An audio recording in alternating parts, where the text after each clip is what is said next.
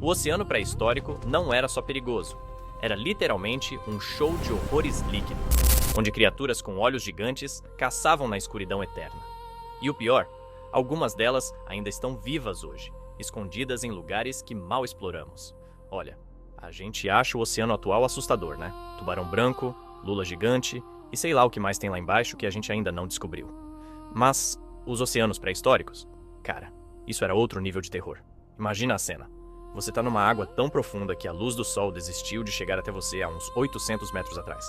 A pressão te esmagaria instantaneamente. A temperatura tá quase congelando. E nesse vazio negro e esmagador, tinham coisas vivendo. E não só vivendo, elas estavam dominando, ficando estranhas, ficando grandes e ficando muito, muito boas em matar. Veja bem, naquela época, o oceano profundo era onde a evolução surtou completamente. Sem luz solar não tinha plantas, então tudo lá embaixo tinha que ser criativo na hora do jantar. Alguns desenvolveram olhos massivos para captar o menor sinal de luz. Outros disseram, tanto faz, e ficaram cegos de vez. Uns poucos decidiram fazer a própria luz e ficavam acenando ela por aí, tipo um serial killer submarino com uma lanterna. E a parte realmente perturbadora? Esses não eram só monstros aleatórios que apareceram por uns milhões de anos e sumiram. Eles já eram antigos quando os dinossauros ainda estavam aprendendo a andar eretos. E olha o que me deixa maluco. A gente só conhece os que deixaram fósseis. A maioria das criaturas do oceano profundo simplesmente se dissolve quando morre. Suas conchas são comidas por ácido, e elas somem sem deixar rastro. Então, para cada monstro marinho pré-histórico assustador que encontramos, provavelmente tem uma dúzia pior que nunca vamos nem saber que existiram. Tipo, imagina que existem 12 criaturas ainda mais aterrorizantes que o Megalodon por aí. O Oceano Profundo naquela época era basicamente um filme de terror que durou 500 milhões de anos, estrelando criaturas que fariam até o HP, Lovecraft, passar mal. Olhos gigantes encarando através da escuridão eterna. Dentes que não cabem na boca. Coisas que não mudaram sua estratégia de assassinato desde antes da sua tataravó, vezes 1 milhão, ser nenhuma faísca em alguma sopa primordial. Conhece o Ophthalmosaurus? Esse cara viveu há 150 milhões de anos e tinha olhos do tamanho de pratos de jantar. E não são pratos pequenos não. Estamos falando de pratos grandes de restaurante chique. Cada globo ocular tinha 23 centímetros de diâmetro, maior que a maioria das bolas de basquete.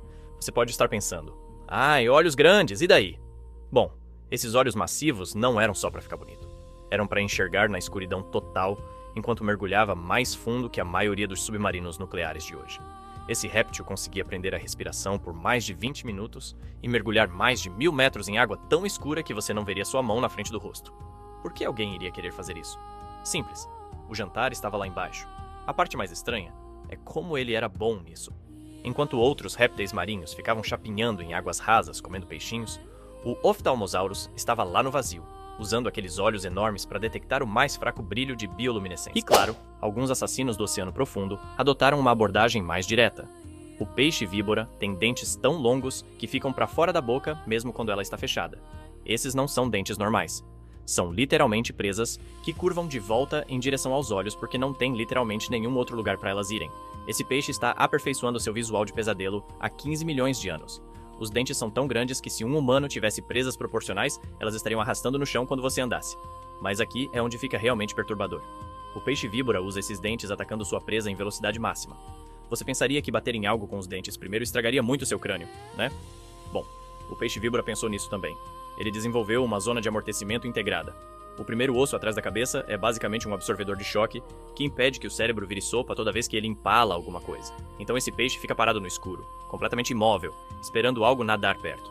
Aí, ele se lança pra frente e empala o que quer que tenha tido o azar de estar na vizinhança. E a melhor parte? Eles fazem isso enquanto brilham. O peixe-víbora tem luzes ao longo da barriga para se camuflar quando visto de baixo, e uma pequena isca nas costas para atrair presas de cima. E eles ainda estão fazendo isso hoje. Agora mesmo, em algum lugar no Oceano Profundo, um peixe-víbora está pendurado perfeitamente imóvel com a boca cheia de presas, esperando o jantar chegar perto o suficiente para matar. O tubarão duende parece que alguém tentou desenhar um tubarão, mas só tinha ouvido uma descrição de alguém que nunca tinha visto um. Pele rosa, corpo flácido e um focinho que parece pertencer a um animal completamente diferente. Mas essa nem é a parte assustadora. A parte assustadora é o que acontece quando ele abre a boca. O tubarão duende pode projetar sua mandíbula inteira uns 30 centímetros para fora da cabeça. Tipo, bum, de repente tem uma segunda boca onde não deveria ter boca nenhuma, cheia de dentes longos em forma de agulha, agarrando o que quer que teve o azar de estar perto. Esse cara está fazendo essa mesma estratégia há 125 milhões de anos.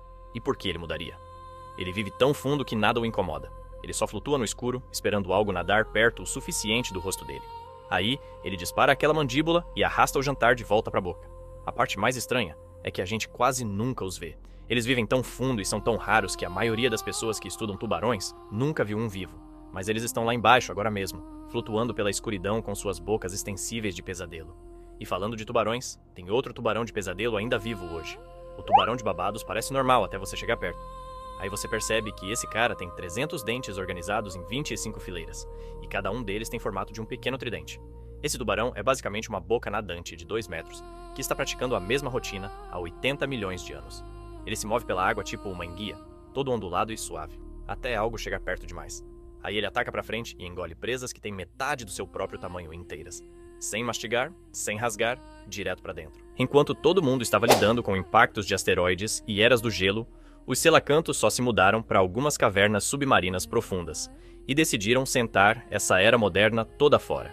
Cientistas vinham encontrando fósseis de selacanto há décadas, voltando até peixes que viveram 360 milhões de anos atrás. Eles achavam que esses caras tinham morrido com os dinossauros. Acontece que eles só ficaram muito bons em evitar pessoas. E quando finalmente estudaram selacantos vivos, descobriram que esses peixes não se incomodaram em evoluir quase nada em todo esse tempo. Mesmo as barbatanas estranhas, mesmo crânio estranho, mesmo jeito estranho de dar à luz filhotes vivos, em vez de botar ovos. Isópodes gigantes são o que acontece quando você pega um tatuzinho de jardim normal e alimenta ele só com whey protein e anabolizantes por 30 milhões de anos. Esses caras são do tamanho de bolas de futebol americano e podem ficar 5 anos sem comer. 5 anos. Eles vivem no fundo do oceano, onde comida é tão escassa que quando algo finalmente morre e afunda até o nível deles, é tipo manhã de Natal. Centenas desses bugs oceânicos massivos vão detectar o cheiro a quilômetros de distância e vir enxameando sobre a carcaça. Uma vez que encontram uma baleia morta ou peixe, eles vão se empanturrar até ficarem tão cheios que mal conseguem se mexer. Aí, vão só ficar ali por meses, talvez anos, lentamente digerindo a refeição enquanto esperam a próxima coisa morrer e cair de cima. A parte mais estranha é como eles são bons em esperar. A maioria dos animais morreria de fome em algumas semanas sem comida. Isópodes gigantes transformaram esperar numa forma de arte. Eles vão ficar perfeitamente imóveis no fundo do mar, não fazendo absolutamente nada por mais tempo que a maioria das pessoas viveu. Mas mesmo toda essa estranheza empalidece perto dos primeiros alienígenas do oceano. A Charnia. Há 565 milhões de anos, antes de existirem peixes, antes de haver tubarões, antes de basicamente qualquer animal que você reconheceria, o fundo do Oceano Profundo era coberto por coisas que pareciam ter sido desenhadas por alienígenas que nunca tinham visto vida na Terra. A Charnia era uma pena de 2 metros de altura feita de tecido vivo, que não tinha boca, nem estômago, nem olhos, nem jeito de se mover. Só ficava ali no fundo do mar, balançando na corrente, absorvendo nutrientes diretamente pela pele da água ao redor por dezenas de milhões de anos. Não existiam predadores ainda, então nada a incomodava. Sem competição por comida, então ela não precisava caçar. Sem razão para evoluir rápido, então ficou exatamente igual, fazendo exatamente nada, por mais tempo do que vida complexa existiu em qualquer outro lugar. Quando a Charnia finalmente foi extinta, não deixou descendentes. Nada vivo hoje é nem remotamente relacionado a ela. Foi um experimento evolutivo que durou 30 milhões de anos. Aí, desapareceu completamente, deixando só fósseis para provar que alguma vez existiu. E essa é a parte assustadora sobre o oceano pré-histórico antigo. Tem tantas espécies que encontramos, mas ainda tem tantas que não encontramos. Provavelmente tem milhões de espécies de animais ainda mais estranhas que nem sabemos que existem. Provavelmente tem monstros que viveram lá embaixo que a gente pensaria serem alienígenas de tão malucos que são. O que você acha que ainda tá lá embaixo hoje?